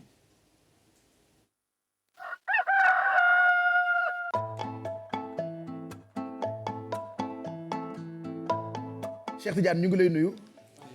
kontaan tey ci sa teewaay ci plateau bi ci Café Info ni jeudi bu jot Grand Place tey dafa xëy ni président Macky Sall mu ngi choyer 3e âge bi mooy mag ñooñu nag lu ci ëpp daf ci bëri ay retraités yoo xamante ni ñàkk moyenne ak pension yu tuuti loolee bokk na ci ay mbir yoo xam ne ni ñu bëri rafetlu wuñu ko et lu ci ëpp ay nit la yu liggéeyal Sénégal des années durant dem ba nekk ay retraités daanaka ami jafe-jafe alors tey lire nañu ci Grand Place ni opération de charme de Macky Sall le 3e âge choyé waaye bu ñu doon waxtaanee retraités yi lan lañ ci war a comprendre Cheikh Tidiane. waaw xëy na sax Pape Cheikh loolu tombé la parce que sujet bi moo koy choisir. maanaam genre actualité décalé la woon. maanaam xam nga boo xoolee c'est pas une actualité forte. mais léeg-léeg dafa baax ñu jël ay sujets yi nga xam ne xëy na gars yi dañ ko xaw a fàtte. ñu indi ko teg ko au devant de la scène pour susciter une discussion et trouver aussi des solutions. comme ni ngeen koy waxee y a autre chose plus yu gën a important. affaire terrorisme la ñuy wax ak yooyu politique beeg assemblée nationale tout ça. donc sama choix je l'ai porté donc sur ça. parce que aussi quelque part am na genn gëstu nga xam te ne jot naa ko ci def. pour xool exactement au 3e âge maanaam les retraités situation yi nga xam moom la ñuy dund. parce que tamit foog ñu xam ni que retraite dafa li nga xamante ni ça doit être une consécration. maanaam boo liggéeyee sa réew. ba tey jii nar a wàcc pour dem noppalu ko ji. tey jii sa réew am na njukkal bi nga xam ne war na la ko jox mais boo xoolee ba xool. dafa di situation bi nga xamante ni retraités yi dañ koy vivre difficilement. parce que da ngay xëy ci benn mbir nekk ci pendant 30 ans. pendant 25 ans ou voire 35 ans di ci liggéey. jékki-jékki d'un seul coup ñu ne arrêté la. maanaam du am benn préparation psychologique. et psychologiquement rek c'est stressant. c'est stressant parce que moi j'ai vu par exemple des retraites yi nga xamante ni bu ñu xamee ni dans quelques années ou dans quelques mois dañuy waaj a dem retraite mais attends maanaam effet bi nga xam moom lay def si ñoom mën na leen rey sa laaj. dañu koy feebar déjà parce que da ngay tàmm benn activité pendant une bonne pendant 20 ans ou 30 ans njëkk-njëkk un jour ne la arrêté donc normalement loolu dafa war a mën a am un travail psychologique nit bi nga xamante ni xam-xam moom dafa màcc ci loolu préparer la personne pour que mu waajal progressivement li nga xamante ne moo di retraite am donc loolu boo xoolee moo di première difficulté bi nga xamante ne moom retraite parce que bu dee dëkk yu développé yi la dañ lay booleeg sax psychologue boo xamante ni day mën a waxtaan ak yow mën la accompagner voilà justement ay psychologue moo fa laa bëgg a ñëw un psychologue nga xamante ne mooy ñëw préparer progressivement de sorte que rupture bi du brusque parce que même yow mi sax boo doonee xale góor nekk ci benn mbir di ci yëngu chaque jour xëy bés ñu ne la arrêté rek forcément dina am benn impact bi nga xam ne da koy am ci yow da ngay vivre difficilement waxuma la ki nga xamante ne da nga liggéey pendant 30 ans voire 35 ans jékki-jékki xëy bés ñu ne la arrêté sans pour autant que mu am benn préparation psychologique donc boo xoolee c'est pas un cas bi nga xam ne dafa spécifique au Sénégal peut-être que dans la sous-région ou un peu partout en Afrique gars yi dañuy vivre la même chose mais en Europe par exemple dañuy préparer yi nga xam moo di seen retraite donc boo xoolee au Sénégal dañu yore 2 types de retraités mooy ñi nga xamante ni ñoom ñoo nekk FNR mooy les retraités de la fonction publique ak ñi nga xamante ni ñoo des retraités de l'IPRES mooy ñi nga xam ne ci privé bi lañ nekk di fa liggéey dem retraite waaye IPRES yore leen donc boo xoolee ce sont des situations yoo xam ne dañ koy dund des situations difficiles donc bu ñuy dem retraite li nga xam te moom la ñuy yoroon ci koppar daan ko fay à la fin de chaque mois day wàññeeku de manière drastique maanaam day wàññeeku tey jii par exemple imagine toi boo doon percevoir benn 400 000 wala benn 500 000 boo demee retraite benn 200 000 ngay am donc ce qui veut dire que day metti te ci diggante bi bu fekk je pense que ci ñi gën a bëri la. waaw ci ñu gën a bëri la sax d'ailleurs c'est un exemple que je donne comme ça par exemple tey jii ku nga xam te moo la ëpp lu muy fay ku doon fay ko 1 million tey par exemple bu demee retraite xoola mën na am sax 200 000 donc boo xoolee niveau de vie bi nga xam ne moom la yor na mënatu ko yor dootu ko mën a yor surtout que ci diggante bu fekkente ne xale yi màgguñu ba am liggéey war la mën a jàppale donc looloo war da ngay gis parce que boo dee liggéey yu bëri da nga koy ñàkk mën a def ba dem ba retraité daan fayeeku par exemple 200 000 dem ba fayeeku 40 000 am nañu ciy jot pension 30 000 am na ay pension 60 000 xëy na sax boo xoolee ci côté boobu des fois je me demande calcul boobu naka la ñu ko defee. non mais nag c'est calcul 18 000. parce que boo xoolee c'est sur une benn assiette bi nga xamante ni. sur une base bi nga xam ne gars yi dañu koy teg ci ko calcul parce que xëy na tey bu la neexoon. nga ni comme. waaye jamono yu bokkul xam naa peut-être seen calcul boobu jamono yu ñu koy def fekkoon na dëkk bi mettiwul et c'est sûr que selon lu ma xalaat que xalaat kii waatuñu ko defaatuñu. renouvellement genre revalorisation mais boo xoolee sax ci côté googu ñi nga xamante ñoo di retraité yu féete ak IPRES mooy le secteur privé. bon IPRES am na li nga xamante ne annoncé na ko ndax mu ngi koy appliqué am déet mais en tout cas c'était prévu pour le mois de octobre novembre. maanaam revaloriser li nga xamante ni moo di payoor am li nga xam ne dañ ko si teg ba pare. jëlee ko ci bimestre parce que boo xooloon bu njëkk bi ñi nga xam te ñoom ñoo nekkoon IPRES par 3 mois lañu daan fayee après ñu jël ko yóbbu ko 2 mois léegi on parle léegi 1 mois lañ ko yóbbu pour permettre aux gens à la fin de chaque mois sax ñu am lu ñu am mais lu wóor te wóor mooy li nga xam te moom nga daan am pendant les 3 mois wala les 2 mois yi nga xam dañ ko daan dajale naturellement day wàññeeku mais xëy na diir bi nga xam ne ci lañ lay fay day wàññeeku maanaam c'est-à-dire à la fin de chaque mois ñu am benn somme nga xam ne dañ koy yëkkati teg ko mais loolu yëpp bu weesoo boo xoolee day wane ni que quelque part les retraités dañuy dund situation yi nga xam ne situation yu difficile mooy ñi nga xam ne ñoo nekk FNR dans la fonction publique ak ñi nga xam ne ñoom ñoo nekk dans le privé maintenant xëy na au delà de ça peut-être que am na benn investissement bi nga xam ne war nañ ko mën a def maanaam au niveau des enfants par exemple maanaam boo juree sa doom aussi il est toujours bon nga dugal ko école mu jàng métier ba xëy na bu ëllëgee boo demee ba war a noppalu moom moo war laa mën a wutu mais boo xoolee actuellement ce sont des situations yi nga xam situation yu difficile parce que parmi les am na ñi nga xam ne ba tey jii ñooy wéy ak seen pension di yor li nga xam ne moo di seen njaboot donc du coup day am benn impact psychologique mu dem ba déteindre si li nga xam ne moo di seen santé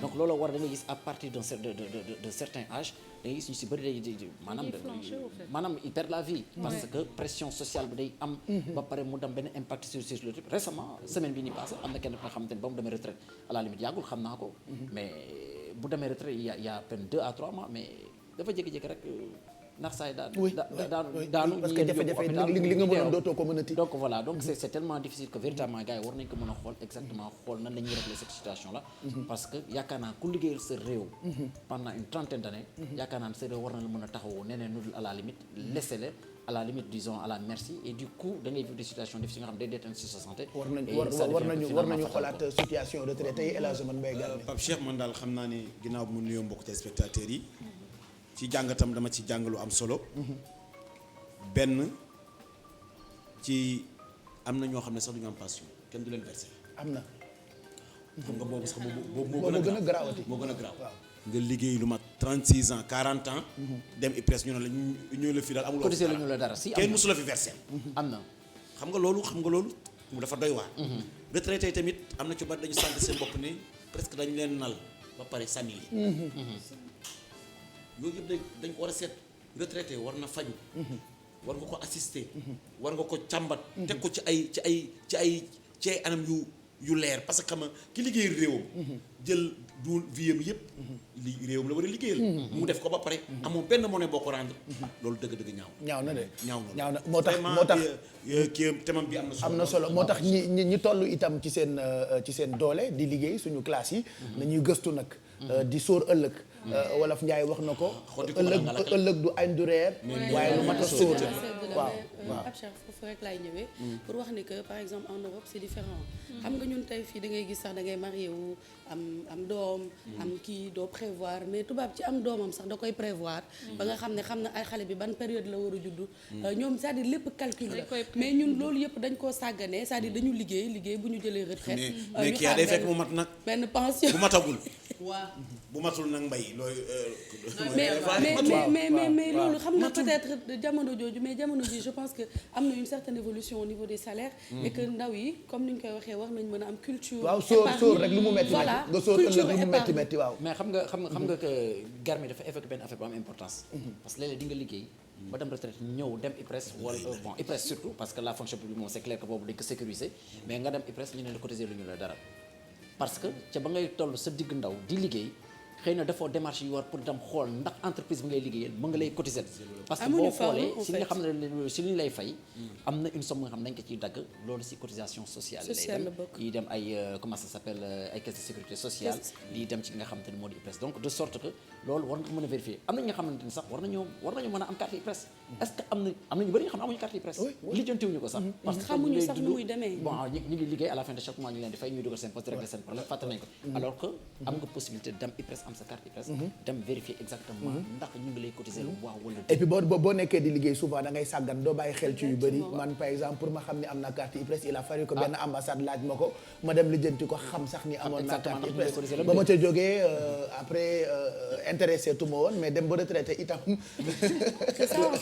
dëgg la de mus naa di laajte waa fi ñu tuddee familial xaw ma nan la tudd caisse sécurité sociale alors quand je suis allé là-bas on m'a expliqué affaire yu am solo yoo xamante ni ndek ñun ñuy liggéey sax xamuñu ko et c'est des avantages yoo xamante ni boo demee mën nga ko faa am booy xool sa bulletin de paie yoo xamante ni li may balbal yëpp xaw ma ko woon mais tu penses pas que ñoom war nañ def également une communication par rapport à ça pour informer la population parce que quand tu sais pas je pense que war nañ def une certaine benn kii de communication pour informer au moins c'est le devoir de c'est le droit de la population. xam nga loolu tamit li nga wax tam loolu c'est vrai peut-être que par moment dina am ay campagne périodique de communication pour expliquer aux gens exactement solo bi nga xamante ni moom la IPRES am par exemple wala caisse de sécurité sociale mais au-delà au sein même des entreprises aussi ñi nga xam ne ñoo yore la direction des ressources humaines il leur revient aussi de dire aux employés lii ak lii ak lii ak lii ak lii maintenant est-ce que les gens le font bon loolu ñun peut-être mën nañ ko xeexal suñu bopp mais ñun daal dañu bëgg tey au sortir de waxtaan bi ñu indi ci Café Info bi ñu jàppale suñu retraités yi jàppale suñu mag yi ñu tuddee leen ay seniors wala ay troisième âge Alfie toi tu en fais partie à ce là yow am na loo ci bëgg a wax. non Pape Cheikh xam nga bu fekkee dañuy wax retraite di wax ñi nga xamante ne amuñu ay carte IPRES am na ci ay retraités yoo xamante ne âge bi ñuy retraité duñ fekk ñu mag noonu donc bu ñu retraité ba pare dañuy dem wut beneen liggéey donc boole kook seen pension nga xam ne day nekk benn bonus mais c'est jamais évident nga dem itam am liggéey wala buñ la jëlee sax souvent duñ la fay lu ko jar. mais des fois mën ngay di dem am na ñoo xamante ne dañuy delluwaat seen bureau yi. li nga wax mën na ne. waaw ba pare di ci am yeneen di ci am ay. kii yu bari ay wecc teg mon père par exemple c'est ce qu'il a fait. ba pare ak sa pension xam nga soo ko boolee dina mat dara. li ngay bi mu demee retraite après dafa dem di liggéey feneen.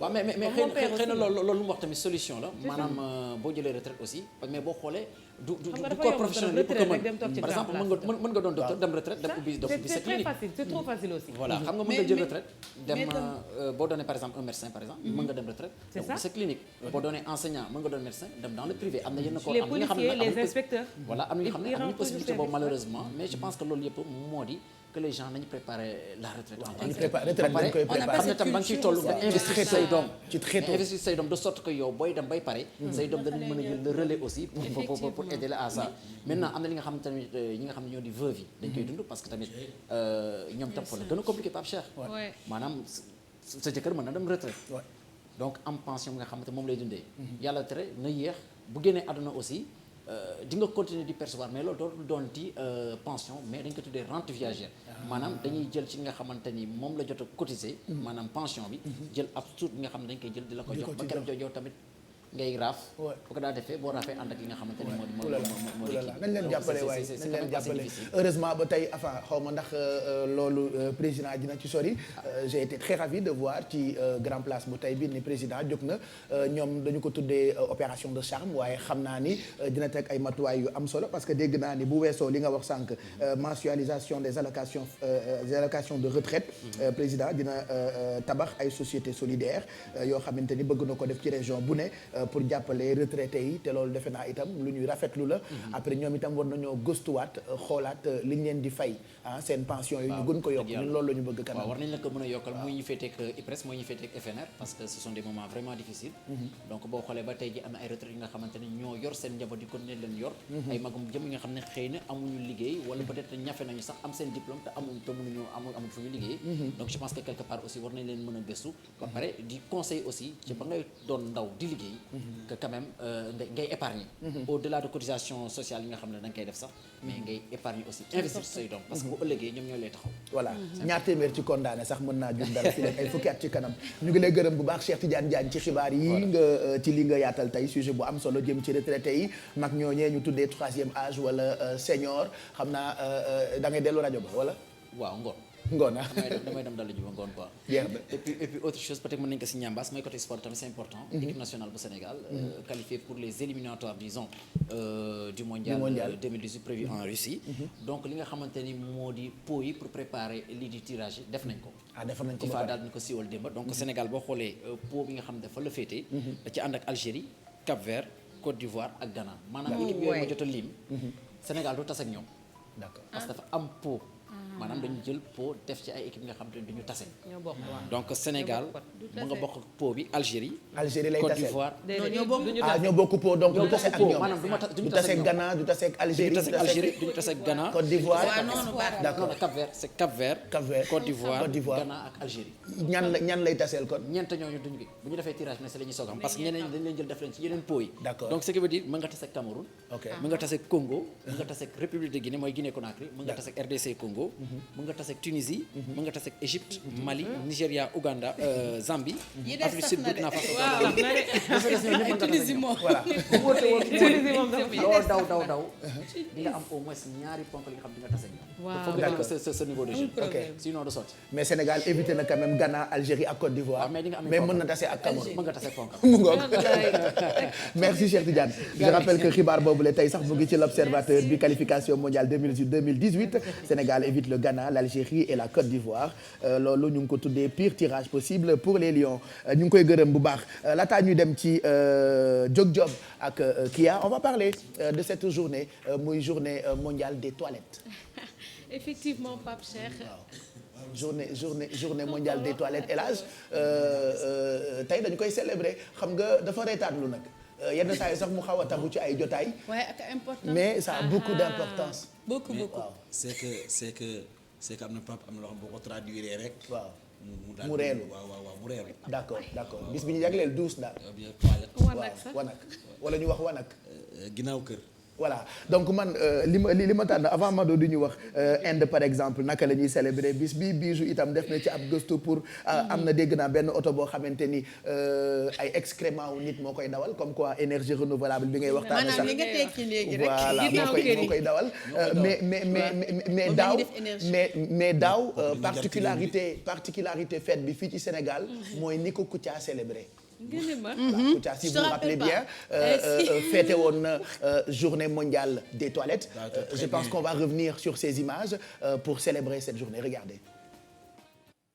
def ay journal yoo xam ne yaa ngi koy posté te loolu dafa ñaaw douche ci boppam war nga faa mën a dugg dem ko ba génn te doo bëgg a génn waaye douche tey yi balaa ngeen xam ne douche tey yi nit ñi dañuy raxas ba sonn ñuy raxas douche nag dañoo sonn ñoom lu ne dañuy daj parce que dañuy dugg léegi génn keneen yàq ko période bi douche di gën a xeeñ mooy diggante fin du mois diggante la 30 ba la 5 ci la douche di gën a xeeñ waaye diggante la 10 ba la 15 la 16 day sori parce que nit ñi duñu amati lu ñu lekk te nag am na ci ay baadoolo yoo xam ne bu ñu demee ci douche ni ñuy toogee moo dul yenu maanaam parce que bu dee chaise anglaise la da ngay toog nii chaise anglaise la waaye bii baaxul parce que bii mooy indi yenn jàngoro yi ndax fi boo ci toogee ne këpp amul fenn foo xam ne ngelaw dina mën a génn li nga xam ne moo waroon des ci jàll day def ay kepp mais bu fekkee ne nag jonkan la jonkan bi mooy aada cosaan traditionnel moom la ñu xam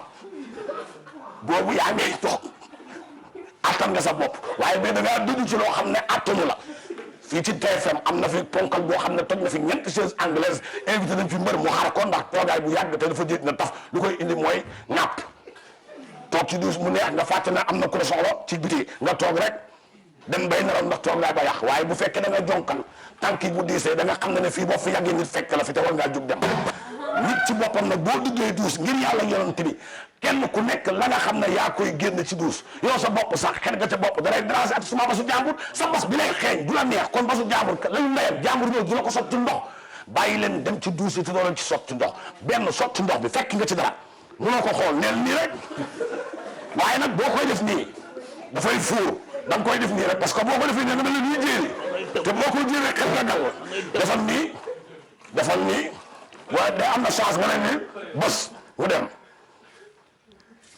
nga duflit taf sa bakkan jege mbiitu toogaay bu jekk te calculé waroo fay yàgg boo defee ni nag ba ëñ boo paree li ngay def nag nii ngay def nii ale retour na tooy rek na laab ndax l'islam moo ne la lépp bu laabee ba mu set boo fa génnee daa dee jàpp ba set bu caxu buñ ne la jàkk de mën nga dem jiite waaye bu fekkee da ngaa toog ne ŋàpp rek fekk fa dara sotti fa ndax ñoo toog def fa mu mel nag montagne climat Ndiaro di ko teg la rek mel na ay gâteau anniversaire ca kaw def lool monument yi ne topp ca kaw loolu doy na waar kenn ku nekk nag am nga nooy nattee sa bas am na ñoo xam ne PRV lay def PRV mooy bi nga xam ne dañ koy wërale waaye man yoo xam ne sax wër na yàlla sax naa ko maa ngi koy def damaa dee maa ngi bëgg a dee la maa ngeen dee dem tey daw sama biir ma tàyyi ma. c'est vrai que nit ñaa ngi koy reetaan waaye defe naa li mu wax dafa am solo gis nga suñuy douche yi am na ñu amul douche mais ñi xas ba am douche ñoom ñooy salteel douche yi te bu xasee ba bon mën na indi ay gàllankoor yu doy waar yoo xamante ni sax mënuloo ko xam yenn saa yi nit feebar douche bu salte indi ko te du ko xam loolu Kouthia daaw la ko defoon et c'est sûr que tey dina célébrer journée mondiale des toilettes parce que lu am solo la ci doomu aadama propreté dafa baax te douche daf caa rawati. xam nga Pape Cheikh léeg-léeg rek mën nga wax sax ci société yi. am na ñoo xam duñu tiré charge. loolu baaxul. habitude la loolu baaxul mauvaise habitude nag. vraiment mauvaise habitude. même boo sawee da nga wallaahi surtout saleté boobu. moo gën a bon ci àdduna. et c'est grave même pour les femmes c'est plus grave pour jigéen ñi. nga war ko partager ak ay nit yu bëri yow nga ñëw égoïste bu toll ni dugg si def li ngay def pare génn dem sa yoon. loolu moo tax souvent dañuy taf ay papier dina bàyyi leen toilette bi aussi voilà que ni ngeen ko fekkee xalaat que seen kër la aussi. voilà Inde ñoom dégg naa bu ñuy célébrer journée bi seeni siège anglaise dañuy génnaale di ko marché. waaw Pape Cheikh noonu la dañ koy gàddu nag mais day fekk ñu wane ko mu set wecc ba tax na ñoom dañuy am audace su doxanteeg moom ci mbedd bi di ko fësal nit yi. pour montrer aux gens que dafa war a set voilà pour montrer aux gens que dafa war a set mais juste pour fàttali la tuuti rek. il faut savoir que waa OMS ñoom ñoo yëkkati fësal loolu. depuis 2001. nañu créé li nga xamante ne moom moo di journée des toilettes. lan moo taxoon nag ñu def ko parce que dañu trouvé que c'est dafa am benn impact bu important. ci wàllu santé. ak li nga xamante ne moom moo di développement. parce que sànq yaa ngi koy wax am na ay dëkk yoo xamante ne amul toilette. te boo koy natt ci monde bi il paraît que c'est 2,4 millions d'individus qui n'ont pas de toilette chez eux. Donc bu ñu defee gëstu boobu ñoom ñu ne jot na nag ñu di ko fësal. di wax nit yi nag ñu di ko def léegi dañu dem nag ba def ko benn jeu. comme un jeu de santé comme ni ko Kouthia defee nii ñu tuddee ko nag un jeu de santé mais objectif bi. mooy li nga doon wax sànq ba tey di sensibiliser nit yi que dañu war a tenir à ce que les toilettes soient propres. pour seen propre santé. parce que bu ñu ko defee pour ñoom la. ci njëkk ba pare rax ci doole nag ci ñi nga xamante ne mooy nit ñi ko war a utiliser parce que boo seetee jàngoro yu bon yi nga xamante ne yu mel ni Ebola fan yi am na beneen bu ñu tudd xaw ma Griqui Congo xeet yooyu yëpp ci li koy wàlle am na sax kenn ku am feebar boobu ba alerté nit yi ba ñu yóbboon ko hôpital après on s'est dit kooku lan moo ko war a jox feebar boobu noonu après nous on pense que ci ay Guinée la jógee wala yeneen dëkk la jógee fekk ñun fii suñu biir am na ay nit yu salte yoo xamante ne yenn ci ay gàllankoor ci wérgu yaram ñoo koy indi. voilà ñàkk set baaxul. parce que léeg-léeg comme ni nga waxee rek xam nga biir bu daw dina la dab. nga jékki saay dem tu vas te vider dans les toilettes. mais boo vidéo tu es tellement soulagé fàtte nga la nga def. pense aux autres. donc c'est très important. voilà donc on aime ñoom nu ñuy def. mooy gàddu wane ci rek wane ko nii rek di dox rek di sar xoole rek naan tey la bésu toilette yi ñu dem xool. ñoom lay wër.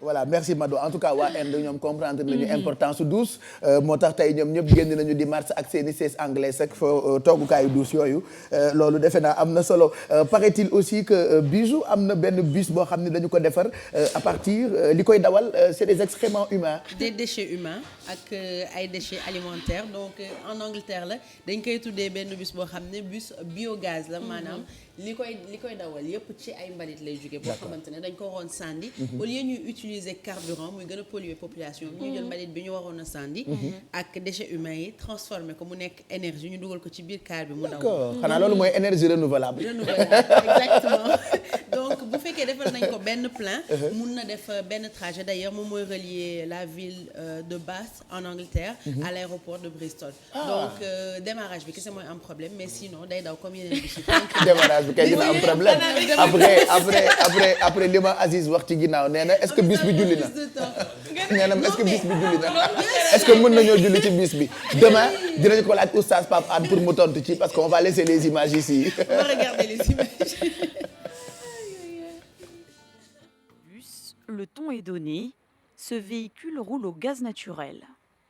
Ce bus ne fonctionne pas à l'essence, mais grâce à des matières renouvelables, sans émission de CO2. Il rejette 90% de moins de gaz à effet de serre. Le carburant de ce bus, le biométhane, est issu de la fermentation de restes de nourriture, d'eau usée et de déjections humaines. Une énergie locale et sans odeur qui plaît aux voyageurs. Je suis contente et si cela est bon pour l'environnement, c'est super. C'est une idée brillante. Les bus de toute la ville devraient être comme ça. Les déchets annuels de 5 personnes peuvent alimenter le bus pour 300 km, soit l'équivalent d'un plein, et il n'y a presque pas de différence à la conduite. La seule différence, c'est quand vous démarrez, c'est un peu plus long, mais après le bus roule sans à-coups. On ne voit pas la différence avec de l'essence normale. Ce biocarburant est aussi testé sur des voitures, et pour une ville de 100 000 habitants, le biométhane peut alimenter jusqu'à 20 bus ou 100 véhicules légers. Voilà, c'est des images qu'on a chopées Bijou ñu ngi ko expliqué ci français donc bus la boo xamante ni li koy dawal daal mu ngi jóge ci doomu aadama. mi ngi jóge ci doomu aadama mais bu ñu demee ba essence bi jeex nag bu ñu bëggaatee essence am xanaa dañ naan kenn ñambalewul ci bis bi. Bon, on en parle, on en rigole moo tax bi ñuy commencé dañ leen ne dafa xaw a tabu d'habitude on n'en parle pas ak ñëpp mais defe naa lépp lu soxal doomu aadama rek ñun dañu koy waxtaane ci Yeewu Leen. Nous on parle de tout mais grâce aux spécialistes grâce à nos recherches on découvre de ces choses yoo xamante ni souvent daf ñuy impressionner donc bis bi c'est impressionnant quand même. C'est impressionnant voilà. Et d'ailleurs boo dee xool l'année dernière ci journée mondiale des toilettes bi la defoon premier trajet donc ba léegi mi ngi daw peut-être bu paane comme ni nga ko waxee rek. Voilà. Comme mooy carburant su oto bi paane nag. saxaar normal du xeeñ en plus du xeeñ dara. oui c'est ce que tu as dit tout de suite. du am benn xeet y a pas d'odeur non. parce que dañ koy renouveler. c'est du bio. loolu moo tudd renouvelable d'ailleurs énergie renouvelable sax di nga ci waxtaan ci kanam.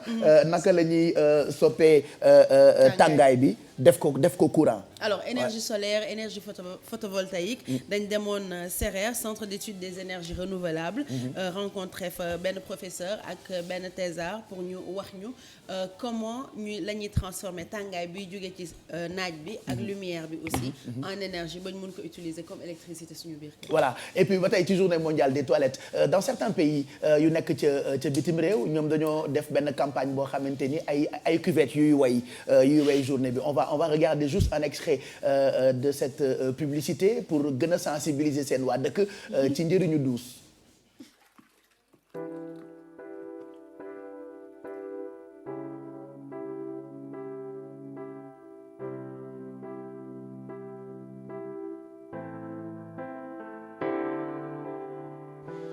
I am your toilet, so how do you do?